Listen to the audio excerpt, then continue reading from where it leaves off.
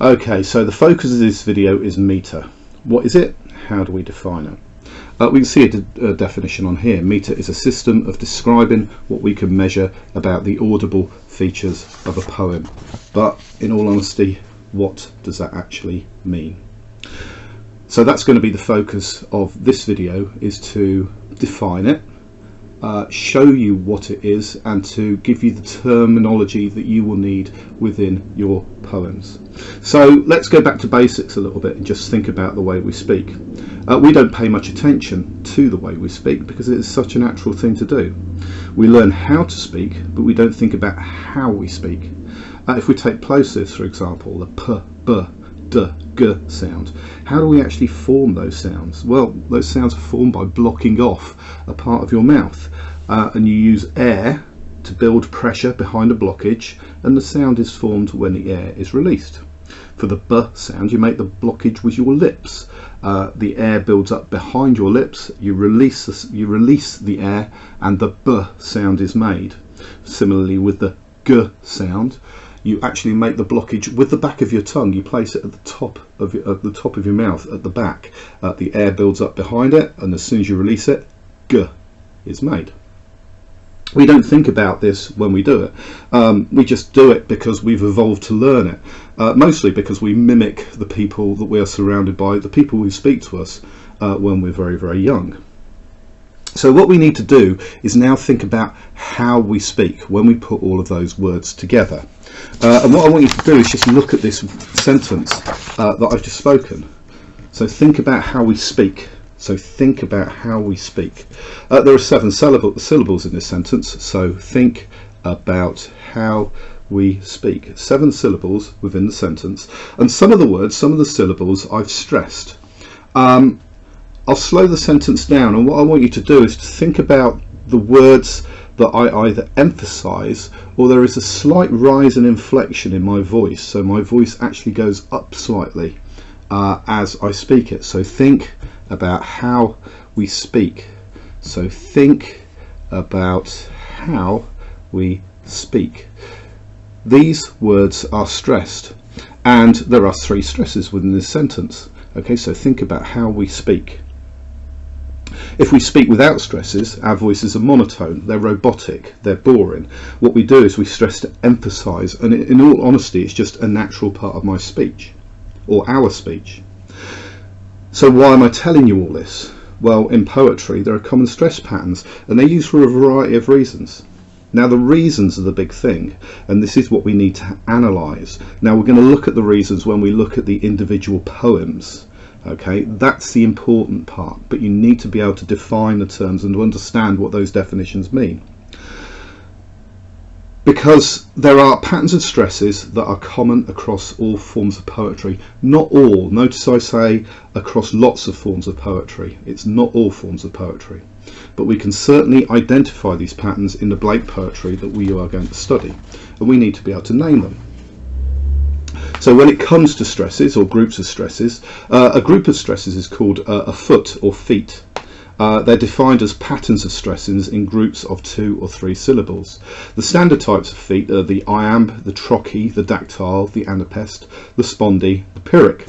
What we're going to focus on in this session to start with is the iamb. We'll look at the trochee later because they're the most common feet. What I don't want to do is to overload you with dactyls and anapests. We'll start off with the iamb to start with.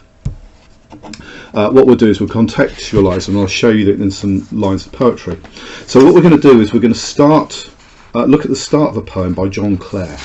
Okay, John Clare was a poet several hundred years ago who wrote a poem called Memory, and these are the first 2 lines from that poem. I would not that my memory all should lie and pass away with every common lot. Now there is a beat to this. Okay, as I speak this, I'll tap the beat out. I would not that my memory all should lie and pass away with every common lot. I would not that my memory all should die and pass away with every common lot.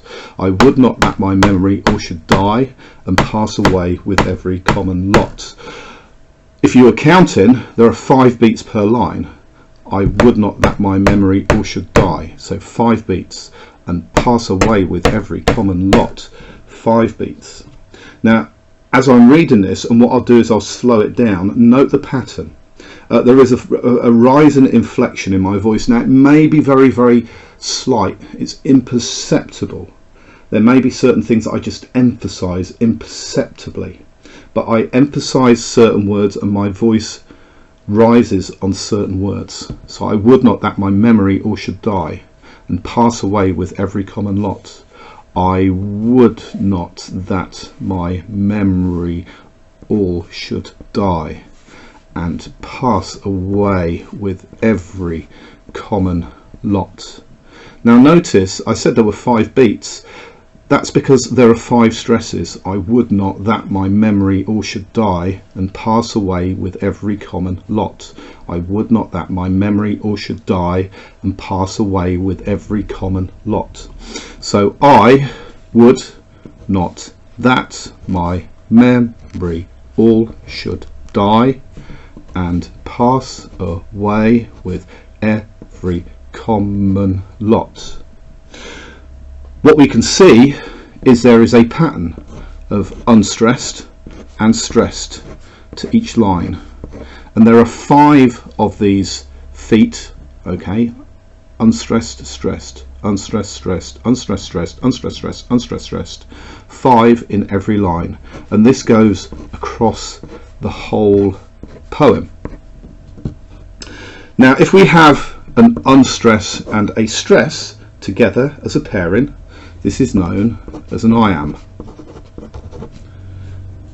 Now this occurs 5 times in the line. If you know your Greek numbers, you're going to know how to define this. There are 5 stresses in the line. Pent is a Greek for 5, so it's known as pentameter. So 5 iambs in a line of poetry is called iambic pentameter. It works with Greek numbering. If there's just 1 foot within the line, okay, so just 1 stress within the line, 1 stress pairing within the line, sorry, it's called monometer. If there are 2 feet in a line, it's dimeter. 3 feet is trimeter. 4 feet is tetrameter. 5 feet is pentameter. 6 feet is hexameter, and so on and so on and so on. So this is iambic pentameter. Now if we look at probably my favourite Blake poem, London, we can do the same process. I wander through each chartered street near where the chartered Thames does flow. I wander through each chartered street near where the chartered Thames does flow.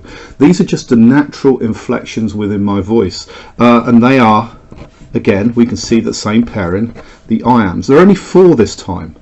Okay, so what we have here is iambic tetrameter, because this is common, and this is common across the whole of this particular poem. And that is the ambi, the iamb, sorry, the iamb. Now, if we focus on the trochee, to focus on the trochee, what I want to show you is a poem by Edgar Allan Poe. And the poem is The Raven, and if we just have a look at the first couple of lines of The Raven, and the raven never flitting, still is sitting on the pallid bust of Pallas just above my chamber door. Okay, we now have 8 beats in a line, and the raven never flitting, still is sitting on the pallid bust of Pallas just above my chamber door.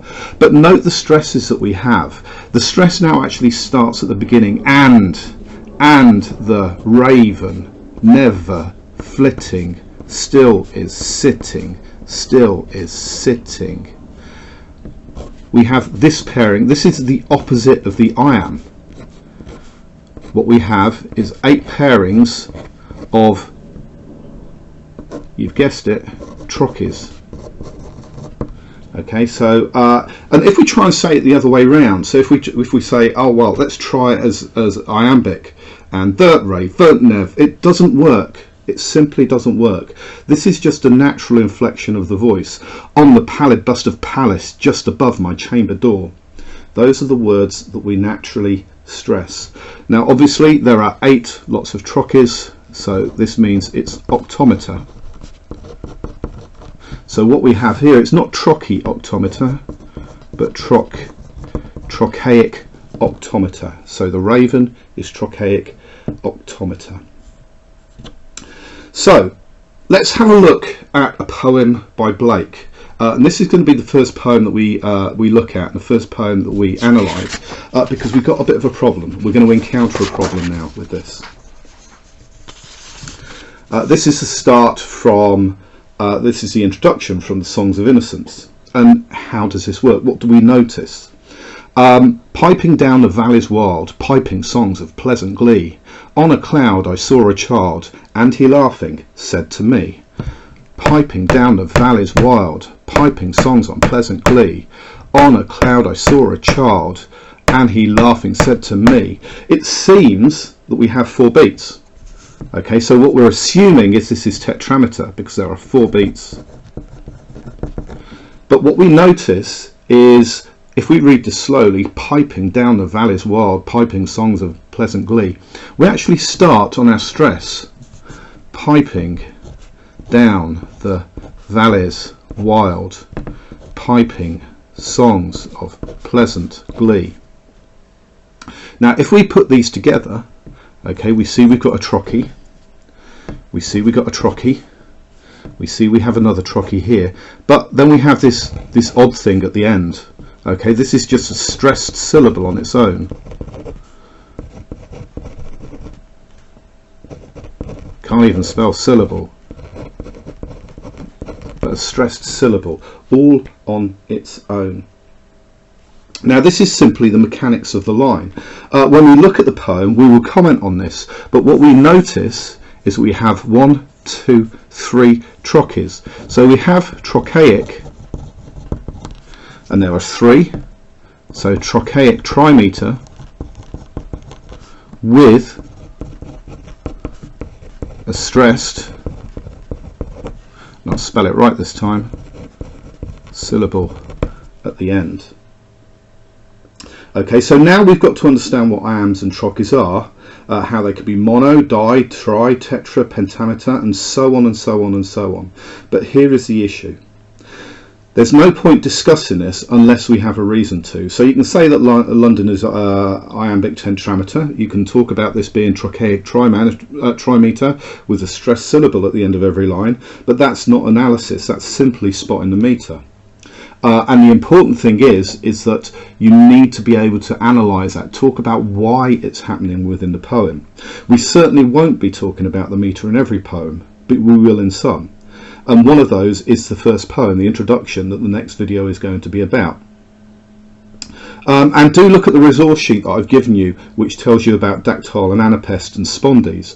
You might remember dactyls from Charge of the Light Brigade, but we will focus on these when we need to. So I'm hoping that's kind of like cleared up several things. I'm hoping it's cleared up what an iamb is, what a trochee is. I'm hoping it's cleared up the difference between mono, di, tri, tetrameter. I hope it's cleared up the fact that me as an English teacher cannot even spell the word syllable. Okay, so the next video is going to be the introduction from Songs of Innocence and Songs of Experience.